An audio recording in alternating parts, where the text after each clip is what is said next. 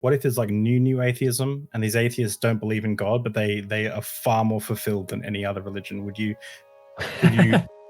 consider becoming an atheist? I mean, so similarly, these other religions could be giving it's not totally true ontological claims, but these people benefit from understanding this way. My experiences do this. Justify the my there. How do you justify the my? Not sure if I understand the question. Nor do I.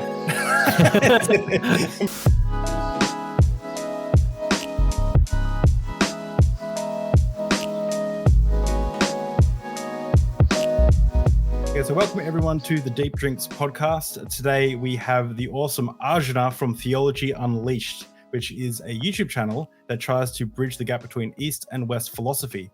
Arjuna is a Hare Krishna, and today we're going to be learning a little bit about Hinduism, Hare Krishnaism, or how do I say it, Arjuna?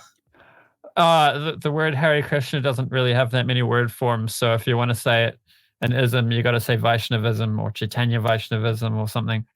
Vaishnavism. Okay, I'm bad at pronunciation, but we're going to be learning a little bit about that and a bit about Arjuna's journey, and then we'll end with the Q&A. So, welcome, Arjuna. Yeah, great to be here. No, and we're drinking. What are we drinking today? So all the guests choose their own drink, and Arjuna, what have you chosen? Yeah, some cola kombucha. Yeah, so as Hare Krishnas, we don't drink any alcohol or coffee, so this drink is quite popular among devotees at the moment because it's healthy and it tastes good. So and my family eats quite healthy too. There's another one that's quite popular among Hare Krishnas is ginger beer, Bundaberg. But it's full of sugar. I can't drink that stuff. And this stuff, it's fermented, so the sugar's broken down. It's got sugar alcohols. It's not alcoholic though. Unless you ferment it too much. Yeah. So and you wouldn't do that. Maybe this is the healthiest beverage you've had on your show yet. Probably. I think I think the only non-alcoholic one we had was Dr. Pepper. So and that's anyway. Let's try some of this delicious beverage. I do like probiotic. Kombucha. Yeah, is it actually probiotic still? Yeah, it has some probiotic qualities. Yeah, cool. That's all the rage at the moment, like gut health and stuff like that. Oh yeah, that's good. Yeah, I like that. Yeah, nice. So before I've tried to, in preparation for this interview, I listened to just the text, not the commentary of Bhagavad Gita as it is, which of course is the Hare Krishna text, or the text you told me to read. This one. Yeah. And obviously I just skimmed it, listened to an audio version, and I also listened to a short introduction to Hinduism, and I feel like I'm worse off than what I was to begin with. So I thought maybe you could give, and I thought a really good place to start would be if you gave just an overview of the differences between West thought and Eastern thought, because I remember having a beer with a Christian friend of mine once, and I was bringing some issues up with what I saw with Christianity, and he was saying, "Oh, well, you're assuming everything from Greek thought, from logic and things like that." And I was like, and I never thought about my presupposition of how like the West and Western way of thinking is kind of like persuaded me to go a certain, like look at things a certain way. So I'd be really interested to hear what the difference is. Who are you speaking to that said that? One of my Christian friends. It was years ago. Yeah. Oh, right. Because Christianity is heavily influenced by Greek philosophy. Yeah. Yeah. Well, yeah. To be honest, I don't think this person was well versed. I think he was just trying to find an out to some of my right. Okay. my questions. Yeah. It's a fair point. Just it's interesting coming from a Christian saying that about Greek philosophy. Actually, now I think about that, because the New Testament was written in Greek, so I don't know what he was even talking about. Maybe. I mean, I've pressed Christians on that before because it's like in the Eastern traditions, and with the Vedas, we have a complete revelation. It's basically that you've got two different separate traditions that have created entire world religions that have become popular. There's the East and there's the Middle East, like the Abrahamic traditions, and then India, and they're fully independent. But the difference with Christianity is it's Jesus gave a little bit, and then the early church fathers borrowed a lot from the Greeks. So I've pressed Christians on that before and said, oh, we've got a more full, more complete revelation. And they say, oh, God planned it in such a way that he planted this stuff there from the Greeks in order for us to take advantage with it. That's how they respond to that thing. So they're off topic, but it's just, I thought of it, so I said it. So crash course in Hinduism, and how it differs from the West. So one thing I've found interesting for a long time, and finally have an answer I'm satisfied with, is why in India do they never talk about the problem of evil? So the debates have been about all sorts of things, and there's some debates that cross over, like the debate over classical theism versus neoclassical theism, or whatever the competing views of God are, seem to be somewhat similar to the debates of Advaita Vedanta versus Vaishishta or Beta Tattva, so the dualism versus the non-dualism. Is that consciousness, right? Like consciousness model? It's framed a little differently in the East. So yeah, in the West, goes back to Descartes, and it's consciousness versus matter, God versus matter. Whereas in Eastern traditions, they talk about.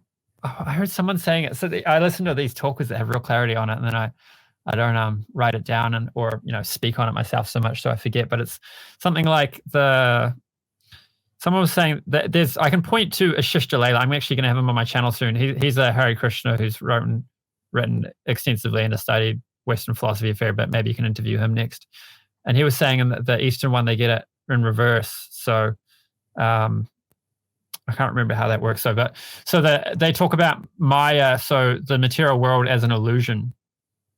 And the real thing is this is the Advaitavad, is that there is the ultimate reality has no quality. So that's the non-dualism. Everything's one. And the reason why we think that there's a variety of things in the world is because of an illusion. It's just a false perception of reality. But really, there's just oneness and undifferentiatedness.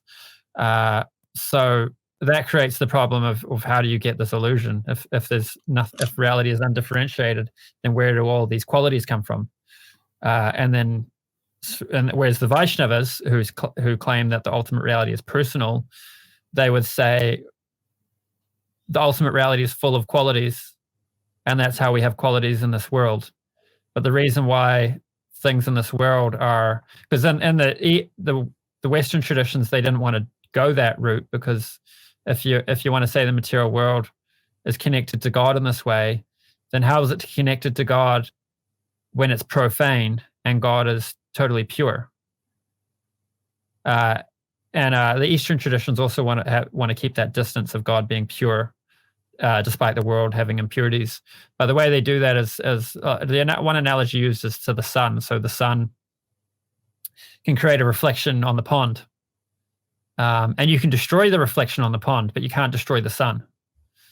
And so in this way, God can reach into the world and be present in the world, but not be affected by the world. These are the sort of debates that went on.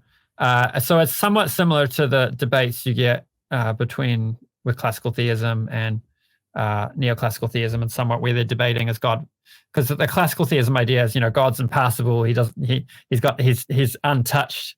He doesn't react to us at all. He doesn't interact with the world, and that's trying to preserve God being pure and not interacting with this profane world. But you run into problems because, anyway, that's another debate. But it seems to be quite similar to this impersonalism debate. But you never got the problem of evil, because there was this implicit idea of cyclical creations, long time spans, reincarnation, having lived before, and us being held accountable for our past actions. So we don't have a problem of evil because there's just this implicit personal responsibility. Interesting. So how would that... Yeah, right. So when someone does something that's evil, or something evil happens to someone, like let's say there's a landslide and it kills a bunch of like innocent babies at an orphanage, who are crying with their little puppies and kittens. What would the Eastern perspective be on that? Because I know a lot of people in the West would say, the Western perspective might say, why would God let this happen? Is this the devil's work or something like that? Or maybe this is judgment for sin. What's the Eastern perspective on that? Yeah, I mean, so broadly. Yeah, so the way a Vaishnava would deal with that is, one, to say that this world isn't meant for enjoyment. The purpose of this world is to rectify our rebellious mentality, purify us, and develop our love of God. And there's an analogy. Prabhupada, who's the founder of the Hare Krishna movement in the West, he wrote the book, the Bhagavad Gita, which you just held up. He wrote the commentary and translation. He gives this analogy that there's first-class intelligence, second-class intelligence, third-class intelligence, and 10th-class intelligence. And most people are not that intelligent. So first-class intelligence, you tell them once, don't put your hand in the fire, you'll get burnt. The child hears this, listens, and never gets burnt. Second-class intelligence, they hear, they watch another child get burnt, and they never get burnt themselves. Third-class intelligence, they hear, they see somebody else do it, they do it themselves, they get burnt, and then they never do it again. And 10th-class intelligence repeatedly gets burnt and still does it again. Okay. So like someone who's maybe like a drug addict or something, maybe someone you'd classify as 10th intelligence, right? Yeah, but even someone who's unintelligent, given enough time, they'll eventually learn. And this comes back to this whole being ultimately good and oriented towards the good. But we so sooner or later we're it's kind of like how you could, an analogy I like to use is drills, right? Like if you're just like a home DIY guy, you might go to the store and buy the cheapest drill. You might use it a couple of times and just tolerate how bad it is to use. But if you get your drill out and use it much, eventually you're going to get sick of it and you're going to go to the store and buy a quality drill. And among people who are tradesmen that use their drill every day, you won't find a single person who has the cheapest drill at the shop. And nobody's forcing them to do that. It's just objectively a better choice. So similarly, sooner or later, we're all going to make the better choice and turn to God. So coming back to the natural disaster thing, so people have a mentality that they've carried with them from a past life. That mentality led them to do certain actions in their past life, and those actions bring certain reactions. They still have that mentality, and the reactions that mentality earned them are the exact thing that are needed to rectify that mentality. Mm-hmm. So, and then I should probably quickly respond to some objections, because I know the objections that typically come up here, which is, you could use this kind of philosophy to say, oh, so if a child's starving, that's their karma. That's what they need to experience to learn and grow. So that means if I feed that child, I'm interrupting their karma. But this is crossing the philosophy, because there's ways of applying there's certain philosophical things which are for understanding my own situation, how I look at myself and the situation I'm in, and there's other philosophical points of how I look at other people. So right now what we're doing is philosophy, where we just sit back and look at the reasons for things. But what you do when there's a starving child in front of you is not the same thing you do when you're trying to explain why a child is in that situation. And that comes down to like an ought. Dharma. An is or ought. It's kind of like an is-ought gap. Well, an analogy I've often used for it is like, and there's a big focus on guru and Eastern traditions, and like an unbroken guru-disciple relationship. The guru is the representative of God, and you get instruction from them. That it's important not to see the guru as an ordinary person, and this way you can get the teachings correctly. But if the guru sees himself as connected to God in the same way the disciple is supposed to see, then the guru is fallen. The guru is supposed to see himself as a servant. So there's a certain way the disciple's supposed to look at the guru, and there's a completely different way that the guru is supposed to look at himself. Okay. It's that kind of thing. So how, if something bad happens to me, how I look at my situation is very different from how that bad thing happens to somebody else who I'm able to help. Because then Dharma comes in, and Dharma, one way it can be translated as duties. So if I can relieve someone else's suffering, I have a duty to do that. And if it's their karma to not have their suffering alleviated, then I won't be able to alleviate their suffering no matter how much I try. I mean, there are some caveats to that. You don't do over endeavor. So Like, yeah. In this version of the Gita, which is the first one I read, have you read this version? No. It's do you know much about Christianity? A little bit. Do you know what the Message translation of the Bible is? No.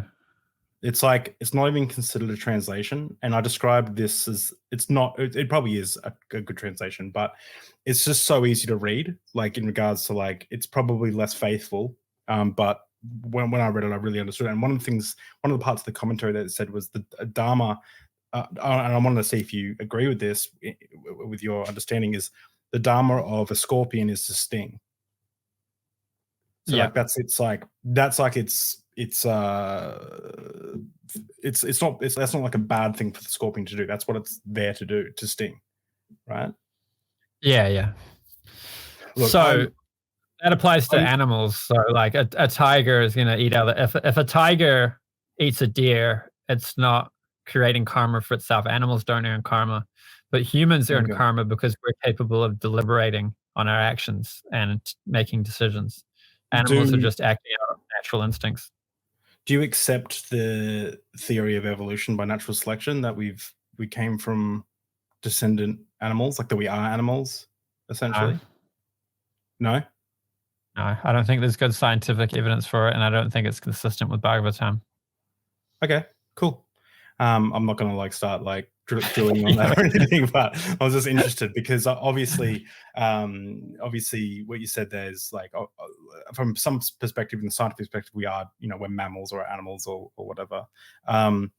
Well, maybe we could jump onto what is Hinduism, because like obviously like Hinduism is old, right? And there is some contention around the dates of when Hinduism started. And what's your understanding of when it started and how it started and what is Hinduism? So a lot of the academic, or what passes as academic or scholarly work relating to dates for Hinduism and in the academic world, is really sketchy. And the reason why there's such bad scholarship around it is because the first people to do Indology were people like Max Muller, and who were sent there and hired specifically to go there and try to demoralize the Indian population as part of the colonization of India. Mm-hmm. So people were studying the Indian traditions, getting paid big bucks to demoralize Indians and show how Indian culture is inferior and Western culture is superior. So they would make everything as recent as possible. For example, Max Muller came up with a date that's like, I think 800 years ago for Bhagavad Gita. And he did this I think for Bhagavatam, he said 800 years ago. And he did this by looking at that, because Bhagavatam is a spoken book. So it's an oral history. It was told as a story, and eventually it was written down. So that means it's in a very modern Sanskrit dialect. It doesn't mean the stories are at all recent. It just means that the Sanskrit, which it was written down in, was a more modern style. And he took this and said, okay, here's the modern dialect of Sanskrit, and here's the dialect of Sanskrit it's in. The most, you can change dialects, the fastest it can happen is every 200 years. So let's say it happened as fast as possible. And also there's a personality with this name mentioned, and here in history there's a personality with the same name. Must be the same person. And that's how he got his dates. And other scholars looked at it and thought, yeah, I don't think that's right. And then the next generation of scholars just totally accepted it. So that's just throwing some shade on what academics have to say about it. So if you want to disagree with that in an academic realm, you've got your work cut out for you, unfortunately. Mm-hmm. But as for, if we're going to take the tradition a lot more seriously, what it says about itself, the tradition is as old as the world is. Prabhupada gave an analogy to an owner's manual. So he had a microphone in front of him. He said, just like when you buy a microphone, there's an owner's manual. Along with the universe comes an owner's manual, and it's Bhagavad Gita. It tells us the purpose of the world and how to get out of here. So if you study the history of India, there's strong evidence that the Vaishnava traditions go right back. And then, of course, Shaivism is pretty old too. But Shaivism is a relative of Vaishnavism. They existed alongside one another. And then it was only with the advent of Shankaracharya that you had take prominence. We hold that Bhagavad Gita was 5,000 years ago. Bhagavatam's 5,000 years ago. And there's some of the astrological descriptions that are given in Bhagavad Gita line up with astrological alignments that occurred 5,000 years ago. Plus, it's what the text claims, and there's some archaeology that you could say matches that too. So would you say it's like, so the Bhagavad, those texts are like a manual, like with a microphone? So would you say that the Earth is somewhere around 5,000-6,000 years old, or do you have a belief that it's older? Okay, so Krishna spoke Bhagavad Gita to Arjuna 5,000 years ago. When he spoke Bhagavad Gita to Arjuna, he said, "I appear whenever these teachings become degraded." Mm-hmm. They've become degraded now. I appeared many years ago and spoke these teachings to the sun god, which would be in the hundreds of thousands of years ago. And then we've got Ramayan, which we believed happened over 1 billion years ago. Look at I think it's over 1 billion. I've got a video on my channel. There's a devotee who wrote a book, and there's some scientific accuracies contained in the Vedic literature and the Puranas that say the Earth is roughly 4 billion years old, and the age of the universe matches too. And he's also found descriptions of extinction events, at least one extinction event, or maybe a couple that line up with what we found in the archaeological record. So there's some scientific accuracy in there. I think it's the only tradition that has the time scales that line up with modern astronomy. Okay. Would you so the Vedas, when you say the Vedas, you talk about like the Rig Veda, and what are is the whole set, so or the specific ones that? Yeah, so the Vedas are described as existing eternally. They've always existed, always will, and in their exact state. So there might be interpolations or corruptions in the texts that we have now, but that's just as they've appeared to us. But the texts themselves always exist, and like some of those original 4 Vedas, they have to be verbatim. With Bhagavatam, you can put it into modern language, and that's fine, but it's got to be the exact phrasing of syllable for those other ones. And then like Bhagavatam, it appears every creation cycle, but it's stories. So there may be some variations in the stories, or it may be that, I think Bhagavatam would have variation. Others of the Vedas, there's personalities who appear and it's named after them, but there's probably a different personality in the next yuga, the next time around, who has the same name, but it's a different person, and they also has the same text revealed to them. So I'm going to throw some like common, ideas that I hear from like my buddies or whatever, or randoms on TV or something, where they'll say that India has millions of gods, or Hinduism has millions of gods. And I've heard someone else say that that's almost like a grade 2 understanding of like what Hinduism is. So how, if someone's come up to you and said Hinduism has millions of gods, and how would you answer someone that says that? Does Hinduism have millions of gods, or is it just, what is it? So there's 33 million demigods. There's a funny story somewhere in the Mahabharata where somebody decided they wanted to find a demigod who no one was worshipping, and they did it so that they could be, really please that one demigod. But we have to understand what a demigod is. So the phrase demigod is an English translation Prabhupada gave for the Sanskrit word Sura, or I think there's another Sanskrit for them. So there's like Indra, he's the chief of the demigods. Brahma is the creator of this particular universe. I think it actually more maps onto our solar system rather than universe. There's many Brahmas overseeing various different creations. And so Brahma is like an engineer overseeing creation. So God doesn't really do the work himself. He wills it to happen, and it happens, and he puts other people in charge of it. So the demigods are like engineers overseeing the material universe there. And they live in the heavenly planets, which is part of the material universe where there's more enjoyment, less suffering. They live longer lives. And they probably map onto the Christian idea of angels, or the Muslim idea. Okay. There's something in Islam that maps onto it too. I think they use the word El. I think the word El means like archangel or angel or something. And Yeah, I'm not a scholar on this stuff, so I'll muck it all up. But there's other devotees who've done a bit of work on this. I could link to a video. okay. So who's Brahman, Krishna, Shiva? I've got a Shiva statue actually back there. I picked up in Bali. Thought it looked amazing.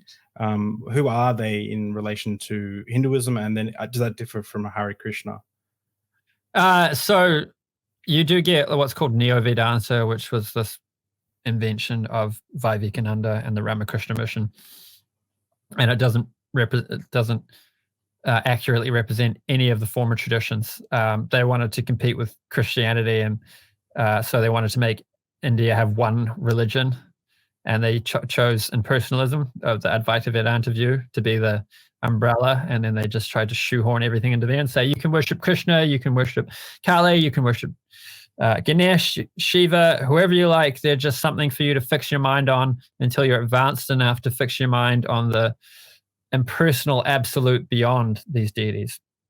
And that's like any Hare Krishna or Vaishnava is completely offended by that idea, because you're taking things which aren't God and saying, oh, you get the same result by focusing on this thing than on that thing.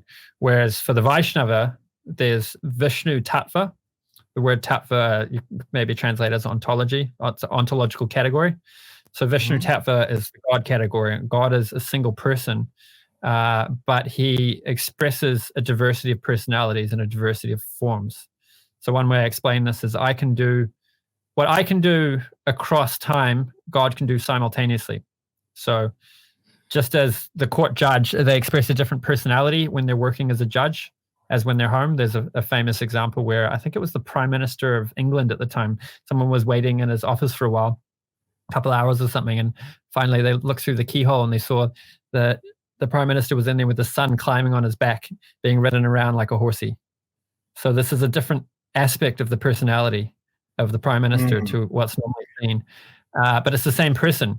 But when God expresses a different personality, he can do it with a different form. So I can take a different form across multiple lifetimes. I can take a birth in a different form, but God can do it simultaneously. And he's got a lot of personality to express. So he's got a diversity of forms to fully express those and engage in loving relationships with his devotees in those forms. So that includes Lord Ram, Balaram, Krishna, and then you have Shakti Tattva, which the original one is Radharani. So there's a divine consort as well. Then you have Shiva would be the next category. Shiva is another ontological category, the Shiva Tattva. Shiva is God when he contacts the material energy. So Vishnu never contacts the material energy. God never contacts material energy, but when he does, he's Shiva. And the analogy given by Narada Muni is to milk and curd, or milk and yogurt. So you can take milk and make yogurt. So in a way, yogurt is milk, but it's also not milk. You can't take milk, you can't take yogurt and make milk. So there's one creates the other, but the other can't create the one. So Krishna is the original, Vishnu is the original, and from there you get Shiva. And then there's Ganesh, who is a son of Shiva. So the one, like the Shakti Tattva, Vishnu Tattva, and Shiva Tattva, they're permanent posts. You can't become Shiva. You can't become Radharani, and so on. Whereas the other ones are Jiva Tattva. So Ganesh, I believe, is Jiva Tattva. He took birth as Shiva's son in this yuga. In another yuga, it might be someone else. And at least I think that's true of Ganesh. But I know it's true of Brahma. Brahma's a post. So usually it's filled by a pure devotee. But if there's no one qualified, then Krishna will do it himself. And then Indra, Vayu, Agni, all these other demigods, they're posts. So a living entity like you or me who's pious enough and earns some pious credits could take birth in the heavenly planets as one of these demigods. However, that's not considered desirable because the material sense enjoyment is so much that it's a distraction and it's hard to make progress in love of God. It's better to be in the middle Earth planet, like where we are now. It's a middle planet. There's the right amount of suffering and enjoyment. so that we can be peaceful and focus on God, but we can also have that fire on our butts reminding us that this place actually isn't our home and we need to get out of here and develop a pure love of God. So this is what I love about learning about this, is because I understood about 10% of what you were just talking about, and I can re-listen to it and try to pick up new things each time, because there is such a huge world of stuff I do not understand that is coming out of India and Hinduism and these other Eastern religions. It's mind-boggling. I was a youth pastor for a Christian church, and I didn't know any of this stuff. This is all just like, okay. It's also interesting what you said about how Krishna can be different things over time, which is really cool. There's kind of a concept that I've heard that, and I hope this isn't offensive, but they say I've heard that a lot of people try to explain away the Trinity, and they'll say, well, God can be a father and he can be a son, and I'm this, like, so for example, when I have a kid, I'll be a father and I'm the son of my dad, and a lover to my wife, and that's how they try to explain that God is both Father, Son, and Spirit at the same time. They're all separate, 100% separate and 100% together. Is that almost somehow similar in a way to what you're talking about? I hope that's not offensive, but... Yeah, I haven't got into Trinity discussions. There's actually a Christian who I'm going to have on my channel eventually. And he's done some work on the Trinity. He wrote a quite entertaining book on it. And so, I'm not familiar with the debate, so I'm not sure I can say how much it compares. But yeah, so the Christians want to say God is three persons, but one God.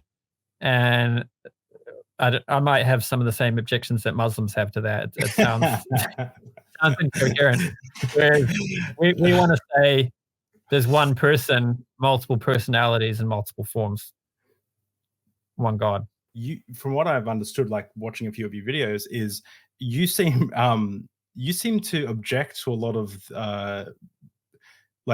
you seem to attack the Christians, not attack in a bad way, but you seem to point out problems with the Christian ideas of things the same way like an atheist might do. So it's interesting, but you do it on a completely different, like an atheist will go, BS, blah, blah, blah, blah, blah, for whatever reason, but you've got a completely different perspective.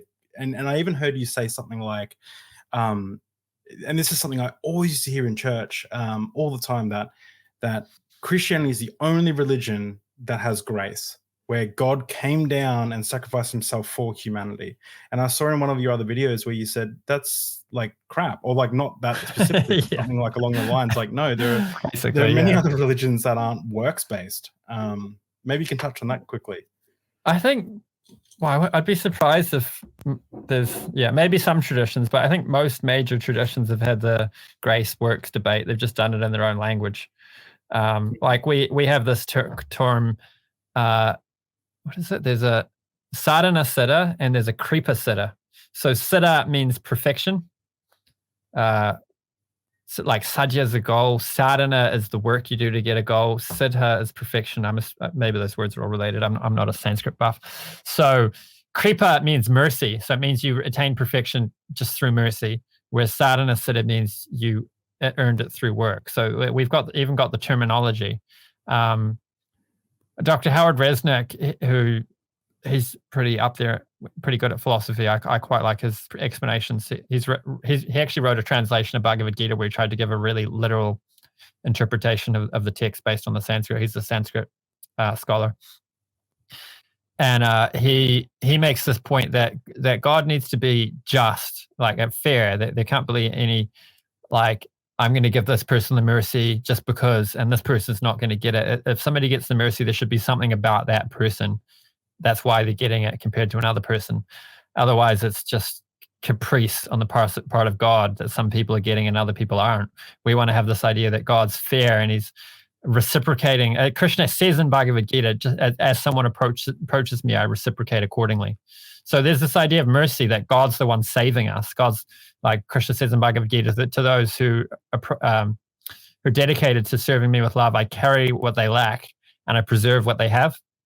So if we've got shortcomings, God's going to make up for it. And if we've got any merits, God's going to preserve those. So that and in Bhagavatam, Krishna says that he's the one who cleans the heart. or it's said of Krishna that he cleans the heart. So to one who's developed the urge to hear his messages, he personally cleans the heart. So we can't clean the dirt out of our hearts. God has to do it. God's the janitor of the heart, so to speak. But we need to place ourselves in such a way that we receive that mercy. I guess Christians probably talk about the vessels being upside down or being full of holes, or one vessel not having holes and being up, and that's the one that actually gets the mercy and is able to retain it. But it's also like I think it's just a flawed analogy, like a flawed argument anyway, because it's like who cares if, like, let's say Christianity is the only one that has like grace or something, right? Who cares? Like I could say the same thing like about another religion, like your religions, they still eat meat, where the true religion is vegetarians, or yeah. Our religion's the only religion that actually gives you a scientific process how to elevate your consciousness and develop pure love of God. Other religions tell you this is the goal, but they don't actually give you the details how to do it. Like, imagine if you go to a gym, you're like, all the other gyms, they're works-based, but we're just going to give you these hormones and give you this muscle powder. You're not actually going to have to do any work. It's like, I mean, tying the analogy back, I don't know if the analogy really carries so much, but I had this discussion with a Christian the other day on my channel. I think it was with Joshua Farris, and I was saying, if you go too far with mercy, you run into problems, because then it's like Calvinism. Like I was saying, caprice on the part of God. There's got to be something we do, but also, I mean, if love of God is something valuable, it only makes sense that there's things we'd need to do in order to, like, when you care about something, God wants to see our dedication. Like Krishna in Bhagavad Gita says the word dedication, or that there's a lot of wording in there that shows that there needs to be some commitment on our part. We need to actually care about it. It needs to mean something to us. But to say that we're committed or that we really care about something is completely vacuous unless we're actually doing something about it. So obviously our effort is not enough. It's not something we can do on our own strength. But if we're not doing our bit, then why would God pick up the slack? Yeah. And is that something he could even do? Like, there's the parable of the pedestrian, which it's used to make an argument against, I've heard it in the context of historic racism in America, that the parable goes that someone gets run over by a car. Let's say Bill Gates run them over, so there's no shortage of money to pay for fixing the person's back. But they go to the doctors, and the doctors say, there's actually no way we can fix this. The only way to fix it is for you to do hours every day of intensive physiotherapy. You're going to have to do the work. And the person can say, but it's not fair.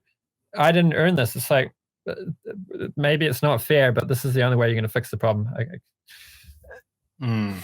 Interesting. Yeah. Okay.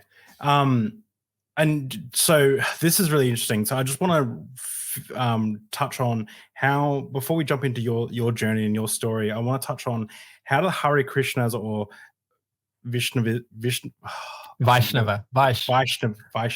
Okay. Yeah. How does that differ from traditional Hinduism? I would say it is the essence of whatever you mean by Hinduism. I mean, first of all, the word Hinduism doesn't really mean anything. I'd say it's the essence of the Vedas. Like, the word Vedanta means the end of all knowledge. So it's a way of claiming the essence of the Vedas. And then Bhagavatam is the commentary on the Vedanta Sutra. Vedanta Sutra is the essence of the Vedas. It was compiled by Vedavyas. Vedavyas then wrote Bhagavatam, and that was his commentary on the Vedanta Sutra. So it's the essence of the Vedas written by the author. So anyway, that's kind of like internal, arguing our position kind of thing, which was done extensively within the tradition, arguing that, we're giving the real understanding of the Vedas. But this word Hinduism, it's a geographical term. It was used to refer to the people who lived on the other side of the Sindhu River. It got mispronounced by one group and mispronounced by the next group, which made it into the word Hindu. It was used initially by Indians to refer to themselves only when speaking to I guess it was the Muslims on the other side. And eventually they just started using it themselves. And then it really took over with the colonization and Vivekananda and Ramakrishna trying to unite Indians and say we have one religion. But the word Hinduism to refer to one tradition, one religion is kind of like using the word Brahmic. Yeah, I saw that. You're like, it's Yeah. kind of like talking about the Abrahamic religions as if they're one thing, or talking about South American religions or North American religions as if they're just one thing. Like the North American religion teaches this. It's like, what do you mean? Which tribe? Yeah. Okay. Okay. So, Interesting. but as far as the Vedas go, so I think historically there's a real case to be made. Dr. Howard Resnick has given a lecture series at I think Gainesville University. You can find it on the web, where on the history of religions in India, and he makes a compelling case that Vaishnavism was the prominent thread all the way through, other than at a few points in history when impersonalism was more popular. So I would say Hinduism is a modern degradation of the original Vedic tradition, which was primarily Vaishnavism, and Vaishnavism was the essence of it. But of course, that's going to be debated within the religions, and Hindus who have different views are going to disagree with me. Okay. One thing I did find very interesting too was when I was looking into everything, I discovered that like most religions hate gay people, but I found that you guys don't. Is that right? Like you have a different perspective. You have a unique perspective to members of the LGBT community, right? There's no mention of gays in the Vedas that I'm aware of. There is actually some mention that someone wrote a book about it. I think it was called Tritsha Prakriti. So the word Tritsha Prakriti, you might translate it as sexually atypical. Which I think is a nice word, because like I heard one conservative YouTuber talking about the alphabet people, and they keep adding letters, and it takes all the elegance away from language. Like when they study animals to see if they're speaking in a language, they figure out that one way you can tell something's a language is the sounds that are repeated often are shorter. Like doctors use words often, and they'll just call something PTSD, or they come up with all these acronyms because they use it or not, so it becomes shortened. And then the left comes along and they want to lengthen everything. But I guess that's a side point. So back on topic. There's condemnations of excessive sexual activity. So there's a lot of Hare Krishnas who'll look at that and say, okay, well, based on what we're hearing in Bhagavad Gita and Bhagavatam, a hetero couple or a gay couple enjoying is basically the same thing, unless it's meant for the procreation of children. So there's basically sexual activity is meant for the procreation of children, and anything else is equally distracting us from God. And the reason why it's bad isn't because it's like there's something really sinful about enjoying in that way. The reason it's bad is because it degrades our consciousness and distracts us from developing a pure love of God. It's kind of like taking drugs or something. It's not like taking drugs is inherently sinful. It's just, well, I guess you could say you're earning some karma. But the real problem is that it's preventing you from developing pure love of God, and that's why we take issue with it. So it's, for people, at least it's consistent. At least it's consistent down the board. Yeah, it resonates with me a lot better. So, but there's another principle, which is somehow or rather fix your mind on Krishna. This was stated by, I think, Rupa Goswami or perhaps Jiva Goswami, who's one of our prominent acharyas, like kind of like a church father kind of thing. So the goal of human life is develop pure love of God, and we can't perform on the highest level immediately. We need to go through. So there's niyam agraha and niyam agraha, and when you put the two words together, it's pronounced the same way no matter which one you're saying, because of Sanskrit alliteration rules or whatever the term is. So what it means is holding on to the rules and regulations too much, or being too loose about the rules and regulations. So if it's a long A before the graha, it's holding on too much. And if it's a short A before the graha, it's being too loose about it. Oh no, I think the graha is holding on and agraha is being loose, but the niyama has an A on the end. So when you put them together, you get an A either way. So my poor Sanskrit commentary, but you get the idea.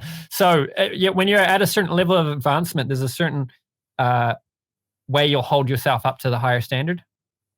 And then when you advance more, you'll hold yourself up to a higher standard in a different way. So if somebody's on a lower level than us, or it might not even be lower, they might be at the same level as us, but they just happen to have different anarthas from me. So I might have this real false ego problem where I can't handle anyone saying anything bad about me. Whereas another person, they've got this problem with sex. And we could have different problems, but I could be criticizing them for one problem. Meanwhile, I've got problems that are just as bad or worse.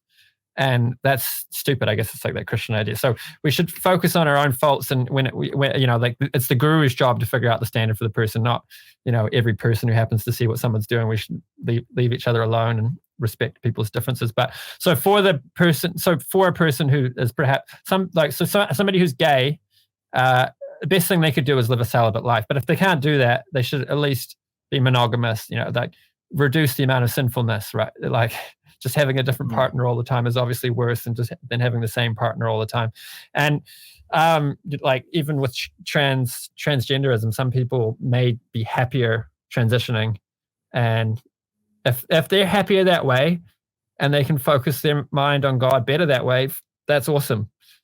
But we should be a little bit empirical about that rather than being ideologically motivated. So we should actually look at the facts of the matter, not just be driven by and there's a vacuum of religion created by the secularization of society. And they've made a religion out of a lot of left ideologies where it's like, you're not even allowed to question that somebody who thinks that they need to transition. You're not allowed to ask them, well, is there anything else going on in your life? Like, is there any other reasons why you're unhappy? Like, there's higher rates of transitioning among autistic girls. And it's like, well, maybe they're just autistic. Why would autistic girls be transitioning more? Because autistic girls feel more comfortable around men because men are more logical. It's like, well, you don't need to change gender to hang out with men and be more logical. We can just accept a girl who's more logical. And that might be what makes these people happier. So little off topic. Yeah, it gets getting a little into the political screen. I think a lot of that is like politically motivated. And I think what happens is like, sides get chosen and then people get like, they overextend in whatever which category to where like, it just seems like a mess. I try and stay out of like conversations like that. But moving on to your journey, how did you become a Hare Krishna? So I was a Christian growing up. Well, we went to church a little bit when I was young. Like, I think we stopped going by the time I was 5. And then when I was 11, I was bored and lonely. And I said, why don't we start going to church? So we went to church. I made a couple of friends there. My mum's still a dedicated Christian following on from that. I was like praying every day for, I don't know how long, a couple of years, I guess. And then when I was 16, my philosophical side was coming out. I was reading Socrates and things. And the church wasn't able, the youth group, that I wasn't satisfied with the answers. I had issues with some of the ideas. So I always believed in God. I just came up with this idea that, God exists and, Jesus taught stuff about God. Other people have taught stuff about God, but maybe no current tradition has the accurate knowledge about God and is still presenting it. In defense of Christianity, the church I was going to was in the process of watering everything down in order to cater for a liberal society. And so maybe things would have been different if I had a more substantial church. And then when I was 21, I'd moved back to New Zealand, and there was like a Hare Krishna preaching center. I had some friends that were going there. I was eating Hare Krishna prasadam. And the prasadam's one way to, what they say, the quickest way to a man's heart is through his stomach. That the sanctified food purifies the consciousness. I was eating a lot of that because I was commuting on a bicycle. So I was eating copious amounts. And first time I went to the loft, I was convinced by the philosophy, this idea that we're trying to, we think we're going to be satisfied through a conjugal relationship. We think we'll find that right partner and we'll be happy. But this is delusional because he gave prominent examples of all sorts of stories of people thinking they were going to be happy and then being disappointed. And usually successful marriages are when people don't place such heavy expectations on one another, but are just more there to give rather than expecting perfection from the other person. And really where we're going to get satisfied is through a relationship with God. And that made complete sense to me, the way it was explained. I started reading the book, started listening to the lectures, and everything made sense. And I would get, based on the teachings, it would seem that I'd practiced Krishna consciousness in a past life, because the moment I heard it, I was like, oh, yeah, right, of course. Other people can take more convincing. And then that was 2011. So I guess I've been at it. What is that? Yeah, 11 years now, is it? Yeah, 11 years. After the 10-year mark, you're just kind of like, 10 years. Yeah, exactly. Wow. So did you like, I don't know, do Hare Krishnas have like a born again moment, or is it just kind of like you slowly like do you get baptized, or do you like, So is it oil there's first ceremony or initiation, something? second initiation. So after you've been chanting 16 rounds a day for 6 months, you can take initiation. There's various gurus. You find a guru who you're inspired by, who you have faith in, you think's faithfully presenting the teachings. You take initiation. They give you a cool Sanskrit name, and then you're part of the club. And then you can get second initiation, and they give you a cool string. They give you another mantra, and you're allowed to go on the altar. Right. I kind of want to get a cool name. Maybe I should join. No. Okay, that's interesting. I actually did want to ask you. So, Hare Krishnas, you repeat, like you chant something, right? Is that? Can you explain that a little? Yeah. So we bit chant the Hare Krishna Maha Mantra: Hare Krishna, Krishna Krishna, Hare Hare, Hare Rama, Rama Rama, Hare Hare. So it's 3 names of God. The whole mantra's got 16 names in it because you repeat them, and you chant that 108 times. So that mantra 108 times is 1 round. 16 of those rounds every day. That's the standard given by Prabhupada for initiation. And the idea is you have numerical strength, and then you're actually going to do it. So when if someone wants to exercise, they set an amount, they're going to jog every day, and then they're actually going to do it rather than just say, I'll run when I feel like it. I'll try to run as much as I can, but you're not going to do it. If you actually set a number to it, you're going to get way better results. It takes most people 2 hours. I do it a bit faster because I did a lot of tongue twisters growing up. Mm-hmm. So do you do that every day still? Yeah. Oh, wow. Have you missed a day?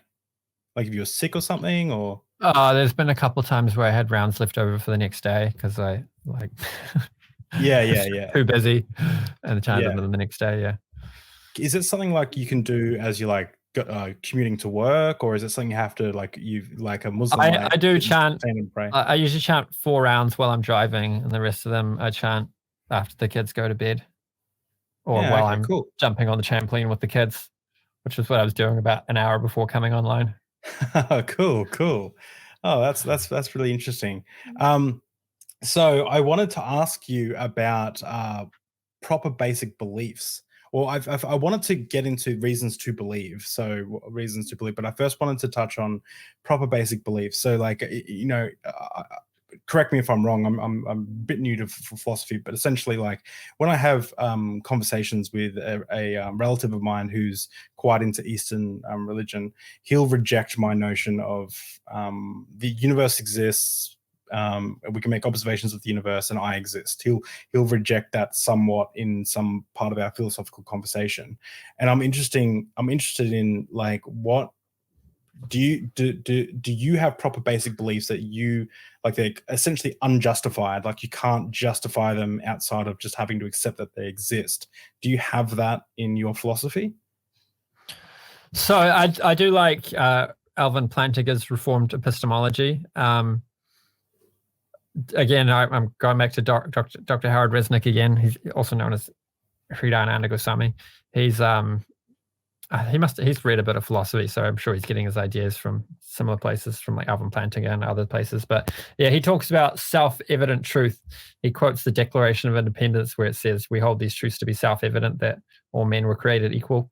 So even democracy has properly basic beliefs, if we're going to use that terminology. That where do you get this idea of equality in any empirical measure you could come up with? We're not equal. You see, in my philosophy, I wouldn't say. I would say that no, that's not a proper basic belief. In my philosophy, I would say, and I might be getting this wrong. I might be getting the terminology wrong, and someone's going to correct me and say I'm an idiot in the comments. And I'm sorry to the commenters, but essentially, like, what's the bare minimum assumptions that we can get away with to then build, like, for example, like this is something that I get frustrated with my family member who is into Eastern perspectives on things, philosophy, is I'll say, you have to answer my question, you have to assume presuppose that you exist, that I exist, and the universe exists. You have to presuppose those without any justification at all. You just have to presuppose those to answer the question.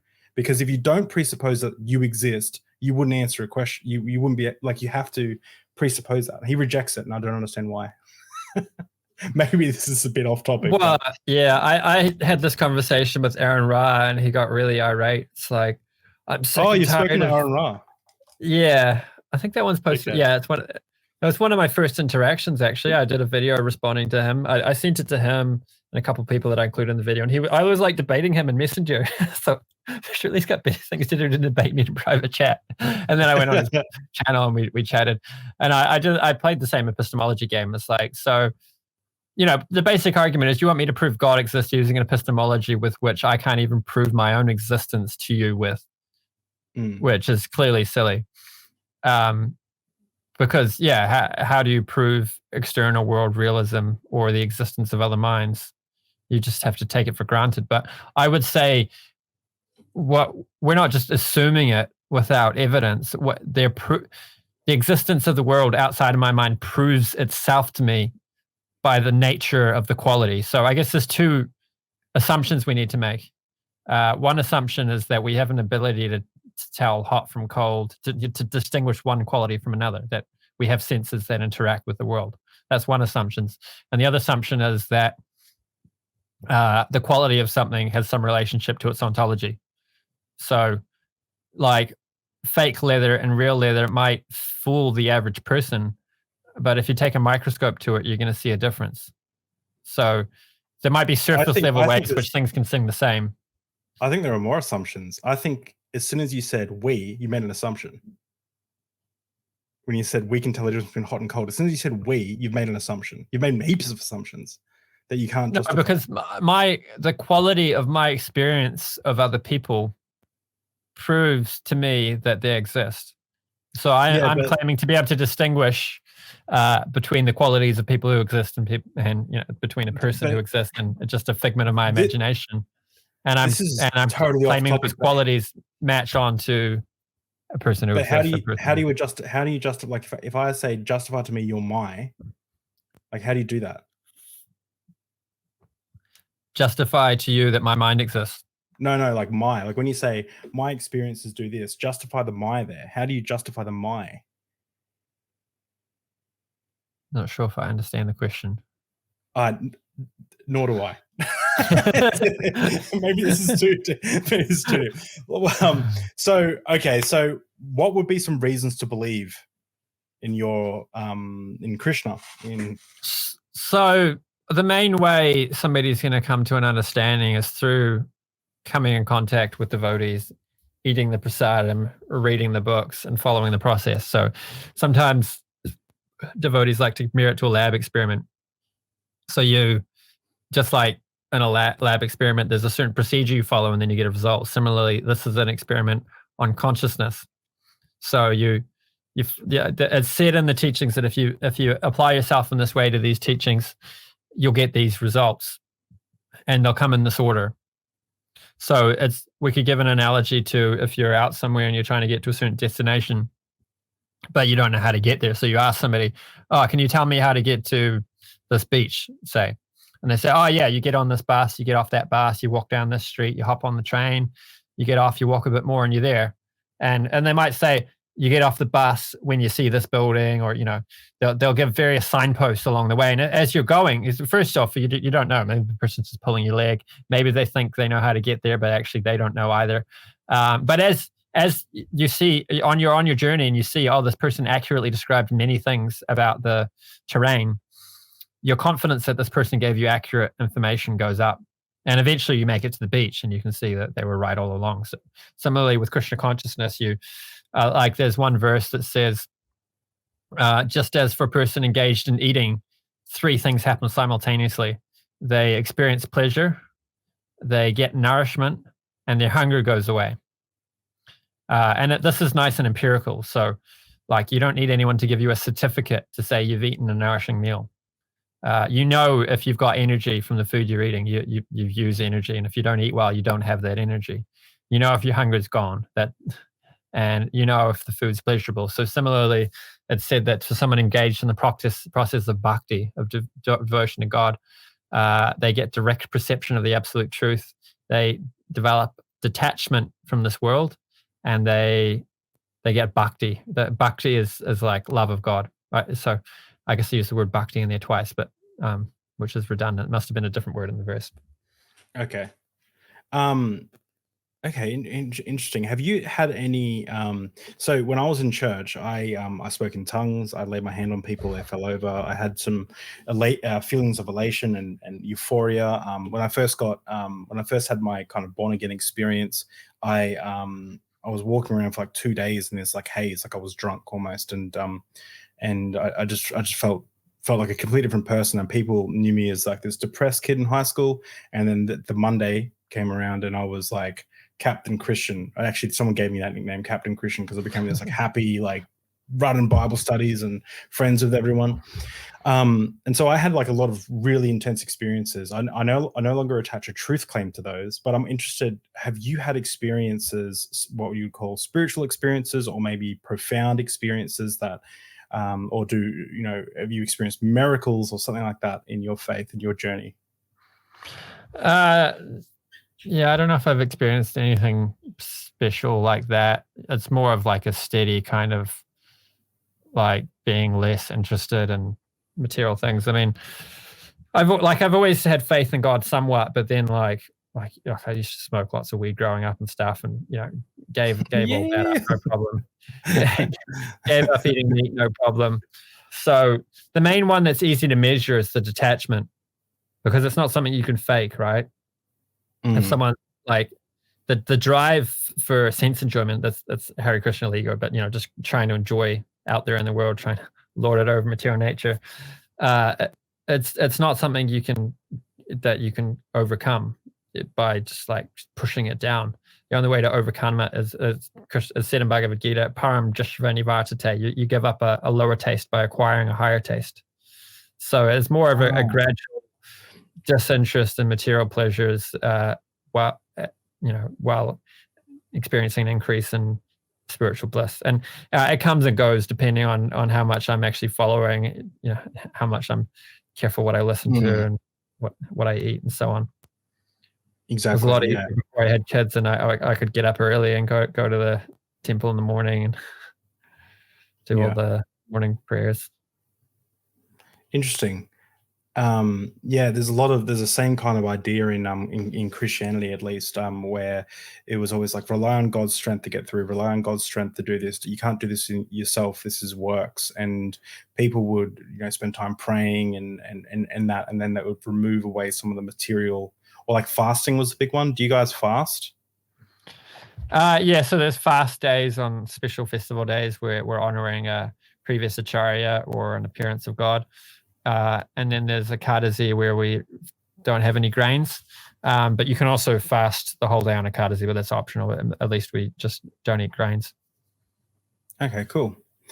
And in Florida, there's so many Hare Krishnas in one city that the shops on Ekadasi, they put out, it's Ekadasi on the potatoes. Hare Krishnas will eat potatoes on Ekadasi.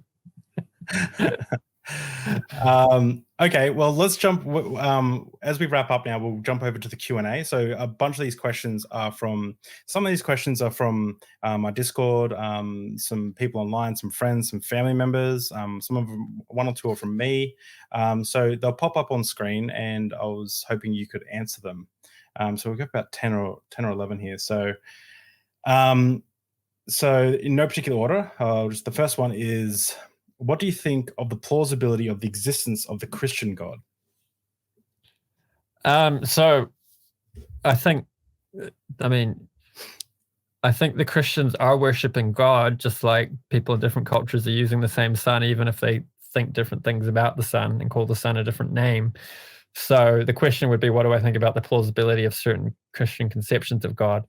And then I would just pick a particular Christian conception of God, which is closest to what Hare Krishnas believe, and say, I like that one. So do you want to be more specific? I guess let's take like the church style that I was involved in, like the Pentecostal Hillsong-esque kind of Christianity, type of Christianity, what do you think of the plausibility of that being like the one true interpretation of God? So can you be more like give me a description of it? Yeah. So do you know Hillsong? Yeah, I know Hillsong. Yeah. Yeah. So like, do you think They don't give a lot of ontology of God in their songs, though. They don't what? They don't give a lot of ontology about God in their songs. Yeah. So Yeah, I guess what I'm asking is like, do you find Christianity like as an idea in itself plausible? Like, say, for example, Hare Krishna, Vaishnava, is that right? yeah, Vaishnava? Vaishnavism. If Vaishnavism was Yeah. not a thing, like it didn't exist, would you like, and you had to choose like another religion, or you had to find another way to connect to God, would you Right. see So Christianity? okay, if I didn't have knowledge from Bhagavatam and Bhagavad Gita and so on, and I came in contact with Christianity, I might be satisfied if I came in contact with a version of Eastern Orthodoxy. Okay, Perhaps. interesting. So there's a lot of focus on the chanting of the holy name in the Eastern Orthodox Church. Okay. Well, I should qualify that. There's a lot of debate, and it's considered heresy by many. But there's a strong minority who has a strong belief in the power of the holy name. And Hare Krishna is all about the power of the holy name. So that stuff's quite impressive. I have a documentary on my channel about the persecuted saints you've never heard of, and it covers a little bit about what they believe and how it's similar to what Hare Krishna believed. Interesting. I'll link one of your videos down below. You can tell me which one you want me to link to your channel Sure. of this video. So next question, regarding your beliefs, how supportive is your family? So my wife's a Hare Krishna. My kids believe what I tell them to believe because they're 6 and 3. And they love it. I mean, the Hare Krishna school, the teachers there say it's so much nicer teaching at the Hare Krishna school than anywhere else. The kids are more angelic. My mom is a Christian, and when I first joined, I tried having philosophical debates with her, but yeah, she's not a debater. But now, 10 years on, I'm a lot more mature, and she is too. And like, she'll like have fun with her friends that are Christians and say, my son's a Hare Krishna. They'll like sort of be shocked, and they'll say, you know what they do? They chant God's holy names out in the street quite regularly. And they're like, she like explains it to them in a way that a Christian wouldn't really have a problem with it. And they're like a little bit surprised because they don't really know anything about Hare Krishna. So yeah, my mum's supportive, and my dad's not really into religion, so he doesn't mind. He's just happy I'm happy. Cool. How is believing Krishna different from other Eastern gods? What sets apart your specific belief system? And I know this is because what we've talked about, you kind of see obviously God as people worshipping Krishna from different religions, right? So it's kind of a hard question. Yeah. So I mean, you do get Shaivites who think Shiva's the supreme personality of Godhead. They'll often be impersonalists. I mean, other Eastern gods. I'm not totally hip on everything that could be categorized as Eastern god. I know I use the term, but I'm just really using that as a term that people understand to refer to Krishna consciousness. Also in Buddhism, there's certain versions of Mahayana Buddhism which are really theistic, and they talk about how in the Dharma ending age that we're currently in, the sole salvific practice is the chanting of Nimbutsu, which is like the holy name of Lord Buddha, which sounds a lot like what Sri Chaitanya taught, which Sri Chaitanya founded he started our branch, which is all focused on chanting Hare Krishna, which he says, and there's a quote from one of the Vedas that in this age of quarrel and hypocrisy, that the only means of salvation is the chanting of God's holy names. But yeah, so I mean, there are there's a lot of versions of Hinduism that I'd say are similar to like nature spirit worship or ancestor worship or different things. So I'd say they differ because they're not really worshiping God, or they've got a lot of misconceptions about what God is, at least. Okay. Why is this religion true and all others 3,000 plus wrong? Actually, I'm about to publish a video which is briefly touches on that. I've done a few videos on religious exclusivism. So there could be 3,000 plus religions. I know there's 30,000 denominations of Christianity. I could probably ask a Christian the same thing. Why is your denomination of Christianity true and the other 30,000 wrong? So I think it's actually 35,000. 35,000. Okay, my apologies. 45,000. Yeah, it's a lot. Okay. Okay. So yeah, actually I did a video which was responding to the argument from inconsistent revelation, where the atheist likes to say, there's like 1,000 said to die, and on one side is Christianity. And so why would you think Christianity is true? The chances are they're all false. But when they say that, they're not saying the chances are they're all false. What they're saying is the chances are there's another head on that die, which is atheism. Chances are that one's true. But of course, it loses its rhetorical power when you give a more accurate statement like that. And then I gave a list of 5 things that all the religions, pretty much all religions, believe in: that this world is not our home. There's some other place or some other goal which is our home. Our existence continues on after the death of the body. There's a few things like that everyone agrees on. So if we're going to, give an argument like the one that these atheists give, then actually the atheist loses. So yeah, back on topic. So what I would explain why these exist and why that's consistent with God being all loving, rather than explain why they're all wrong. So one, God gives a revelation. It's meant for a particular place and a particular time, and people just carry it on because they don't actually get hip with the new revelation, or they don't catch the new prophet that comes and gives the corrections, and they just keep with the misunderstanding of the old one. Or it was just a very simplistic teaching meant for a particular time. For like in educating students, they'll do this a lot. In physics, they'll teach people something that's like the real thing's too complicated for them to understand. So they'll teach old physics, which was easier to understand. And then when they get to university, they're eventually like, oh yeah, all that stuff we taught you, it's kind of not that accurate. Here's the real understanding. And that's not it's not lying. It's not being deceitful. The teachers aren't lying to the kids when they teach them in this way. They're just doing what the kids need in order to progress in their understanding. So similarly, these other religions could be giving, it's not totally true ontological claims, but these people benefit from understanding in this way. Like Krishna says, for those who worship the demigods, they make their faith strong. In the Vedas, you find statements that Shiva is supreme in the Shiva Purana, and then elsewhere you find statements that Krishna is supreme. And I say the Vedas aren't deceiving you, because if you look at the Vedas in totality, you can find that's actually saying that Krishna is supreme. You find statements saying Shiva is this in relation to Krishna. You don't find statements saying Krishna is subordinate to Shiva. So if you're just talking about Shiva and you make the supreme claims, that you're sort of leaving out some truth. But if you talk about them in relation to one another, then you got to speak accurately. So yeah, I think that's covered that, eh? Yeah. This is a good one. What evidence is there for reincarnation, and can it be falsified? So, yeah, if the evidence for reincarnation could be falsified.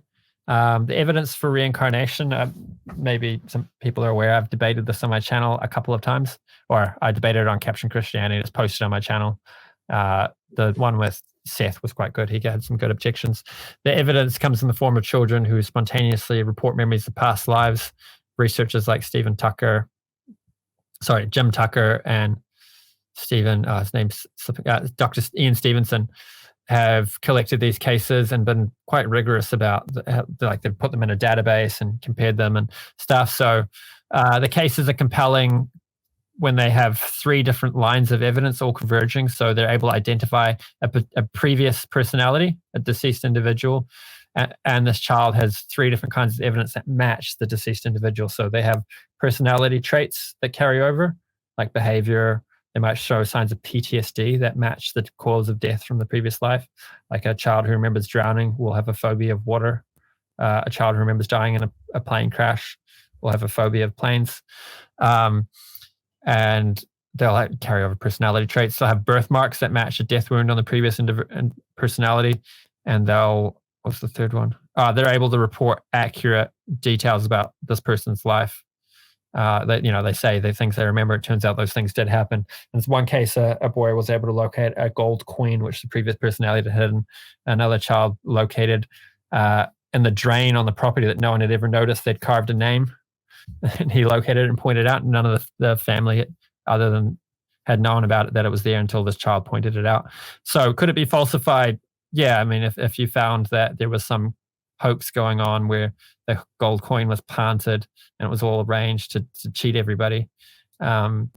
So yeah, each individual case could be falsified, but there's a lot of these cases, and it would seem weird for them to all be hoaxes.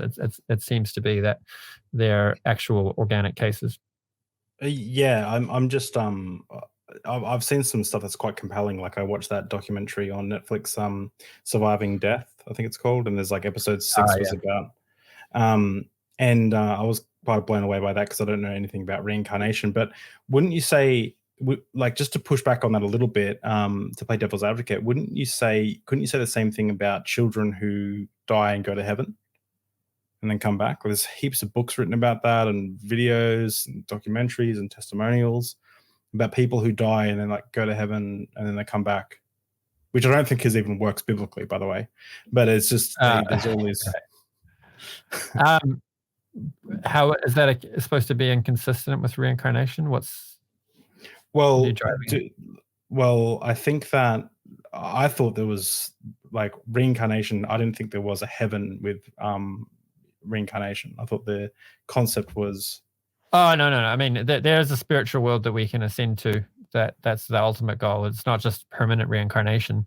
It's reincarnation until we learn the lessons we need to learn and eventually make it out of this material world. However, for those children who experience going to heaven, they're probably not going to the spiritual world proper. They're probably going to like an intermediate realm, which is full of love, where guiding angels, or I mean, God might appear to these people. Who knows? Where they're showered in love and prepared for their next lessons, and then sent back again. Okay. The Bhagavad Gita 4.13 talks about Krishna creating the caste system. Can you touch on what that means and how readers may misunderstand what is being taught? Let me pull up the verse. I mean, I can't comment on the caste system. I'm just interested to see what the verse is. So, according to the 3 modes of material nature and work associated with them, the 4 divisions of human society are created by me. And although I'm the creator of the system, you should know that I'm yet the non-doer, being unchangeable. Right. So the caste system is often maligned because of the modern degradation of it. So it's not based on birth, it's based on quality. Anyone who says it's based on birth, they need to defend that claim based on the Vedas. And so anything that people take trouble with based on the caste system, I would probably join them and having problems with that and arguing against it. Mother Urmila, Edith Bess, she's done a lot of work on it. I wonder if her book's come out yet. She's got a lecture series called The Yogic Path of Right Livelihood, I think. And she talks about it. It's basically just like a Vedic system of Myers-Briggs of understanding your psychophysical nature. So the 4 Varnas, Sudra, Kshatriya, Vaishya, Brahmin, what differentiates them is not how intelligent they are, how capable they are of doing things, but what makes them tick. So Sudra, it's about creating beauty. Even a plumber creates beauty because they can do beautiful pipe work, even though no one's going to see it. And also by them doing their plumbing work, the world is more beautiful. If we didn't have plumbers, the world would be a lot more ugly. Vaishya creates wealth. They're the kind of person who they'll make a business, grow it to a certain size, sell it for $30 million. And then when you ask them, why are you still working? They're like, I just like to. They buy another business, scale it up, and sell it for $100 million this time. And they'll just continue doing that and the perfect expression of that is producing food. So, if I just grow enough potatoes to feed my family and stop, that's not really so good for society. But if we have a number of people who they grow enough to feed their family, and then they buy another farm and they grow even more and they get people working for them, and before long they're feeding the entire village, that's really good for society. The Kshatriya is driven by the government officers kind of people, and the soldiers. They're driven by protecting dharmic principles, by making sure people are getting their needs met. They can't bear to see someone like dharma violated and a person become a victim. And that's what makes these people tick. So if you have these people in government, things go nicely. If you have a Sudra in government, Sudras just like to enjoy. So they'll, take the big, they'll be bought with lobbying money and make decisions that aren't best for society because they don't have the strength. They're not driven by Dharma in the same way. They'll compromise. Sounds like a few politicians we have in Australia at the moment. Yeah. So most politicians are Sudras, and then the Brahmins, they're driven by ideas. They care about truth. And these are the people you want being intellectuals because they won't compromise on truth. If they think something's true, they'll say it regardless of how it's going to affect them financially. And then, of course, how you structure. If you have these people in these positions, then they'll create constraint and incentive structures that make things work nicely. So if it's followed well, then society is peaceful, rich, beautiful, full of good, accurate understandings of the world and how to make life better, and principles are upheld. And this is why Krishna creates it. Cool. How do you think the world would differ if Eastern philosophy had a greater influence on the West? Well, I mean, one thing we've got to be careful of is taking the best from the East and comparing it to the worst of the West. So we could equally ask, how would the world differ if the best aspects of Western philosophy had a greater influence? So just to qualify the statement there, but I mean, I think a lot of the philosophy of religion debates would have a lot more interesting things to talk about, would change course a lot. A problem of evil would probably lessen if we brought on this idea of karma and reincarnation. But like, let's be more specific and say, what if Hare Krishna philosophy had a greater influence? Then there'd be a lot less meat eating. There'd be a lot less intoxication. There'd be a lot less illicit sex. And there'd be a lot more chanting of the holy names. Like right now in Wellington, there's a couple of devotees who are at this protest against the wishes of the managers of the society. But they're having some really interesting experiences with the holy name when there's tensions with the protesters and the police. Both the police and the protesters have figured out that the Hare Krishna chanting de-escalates things and calms things down. So everyone's appreciating the presence of the holy name down there. So I would say that if there was more chanting Hare Krishna, there'd be less crime because chanting Hare Krishna purifies people's consciousness. That might also be true of the Jesus prayer, though, just to be ecumenical. Yeah, and I appreciate that. What advice would you give to another Hare Krishna that finds himself doubting their beliefs? They should watch my YouTube channel. That's a good answer. Yeah, I mean, so I would quote, the one of the story Jordan Peterson likes to tell, like an archetype of the dragon which is chasing you is way worse than the dragon you're facing. So often people have doubts and sort of just ignore them for years and years and years, and it just gradually eats away at them until there's nothing left inside and they just fold. Really what you should do is, if you have a doubt, the doubts are the food for your faith. So if you take your doubts to people who are firm in faith and can answer them and are just like, will give open, honest answers to your satisfaction and figure out how to word your questions really well and really come to a deeper understanding, then your faith should grow stronger. I guess that would be true of any religion. You got to be careful of people who don't like your questions and don't want to answer them. You want to find people that enjoy answering the questions. Some people don't like a challenge. And also, when you do that, you might have a doubt and you think this doubt is actually a really big deal. But as soon as you try to articulate, you realize, oh, actually, this is a really dumb idea. It doesn't even make sense. I can't even articulate it clearly.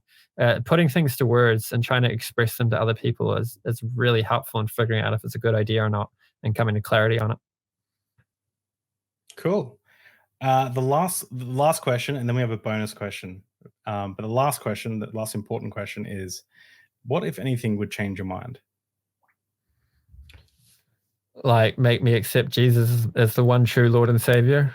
Or make you question your current beliefs, yeah. So if I found members of another religion were having way higher quality of character, more detachment from the material world, displaying greater love of God, and I could, apply myself to that, take all my questions to them, have all my get satisfying answers, have all my doubts answered, and if I could also experience a similar transformation through applying the process they're applying, then maybe I would jump ship. However, I am currently getting all of that satisfaction from Krishna consciousness. What if you know how we got like new atheism, like that popped up? What if there's like new atheism, and these atheists don't believe in God, but they are far more fulfilled than any other religion? Would you consider becoming an atheist? I mean, I just don't see that happening. So I know.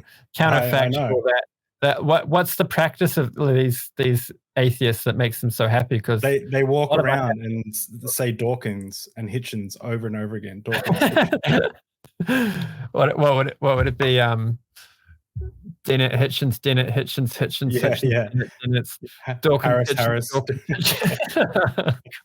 Yeah. And then no, I mean that's just making a deity out of the new atheist, and then you've got another problem. But there's just too much evidence that humans have a need, that we have a God-shaped hole in our heart. We have a need to venerate something, to have something higher than ourselves, have an experience of coming in contact with that higher thing, and having that purify our heart and become attracted to that instead of being attracted to things of this world. It's so clear all through human history, all through psychology, all through the world religions, that this is an intrinsic part of human nature. I don't see how. It's kind of like asking, what would it take to convince me that the moon's brighter than the sun? It's like, well, I guess the moon would have to actually be brighter than the sun, right? Yeah, that's a good point. Okay, well, this is the final question, and I really hope you have an answer to this, because a friend of mine asked this as a joke to me to ask you, and I was like, no, I'm going to actually ask it because it's a great question. Because as far as I know, food is an important part of the Hare Krishna way, right? So the last question, bonus question: what is your favorite food, and can we have the recipe? This might be like a disappointing answer. Like wood-fired pizza is one of my favorite foods. I like it when it's got a thin base. So yeah, we are known as the kitchen religion, but the spiritual aspect of the food is in the making sure it's things Krishna accepts. So you can't offer him meat. It can't be. It's got to be mode of goodness, which means not too spicy, not too salty, not too sweet. Like middle ground kind of thing, balanced, healthy. But other than that, it doesn't matter if it's Mexican or Italian, or it's really funny because the people who are really conservative and try to argue that it's got to be Indian food, a lot of the food they serve is actually Turkish, because India is so influenced by the Muslims and Turks. So, that's interesting. Yeah, so pizza, I like it. It's a thin base. You got to cook the base ahead of time. I've done it before, actually, like many years ago when I was quite young. We had a friend, we were selling pizzas on the side of the road out of a wood-fired pizza oven on a trailer, and we just had we just bought like a big tin of tomato pasting, but that was the base. Didn't even make it. You get away with it if it's wood-fired and you put cheese on it. So what do you put on a vegetarian pizza? I'm a vegetarian, by the way. I don't look because I eat a lot of cheese. Cheese. All sorts of things. I mean, olives. The kids usually want only cheese. It's nice to roast veggies to put on. Like I guess the classic one would be zucchini. Zucchini. Capsicum. Yeah, zucchini. Yeah, right. But you can roast it ahead of time. Yeah. Okay, interesting. So give us your like, if you had a top tier pizza for you right now, what are your toppings? I don't know. You shouldn't worry about the toppings. Usually, it's just about having the cheese melted and the base cooked. Really? The toppings, so just cheese. Yeah, no. You'd have basil, capsicum. Usually we do it for a large gathering, and we're just doing whatever's quick and easy. So we usually have frozen corn. Yeah. Capsicum, olives, and fresh basil's really good. Awesome. All right. Well, that's great. Thank you so much, Arjuna, for jumping on the channel, and really appreciate it. And I'll send some links. People can go check out your stuff. And yeah, thanks for jumping on. Cool. Thank you.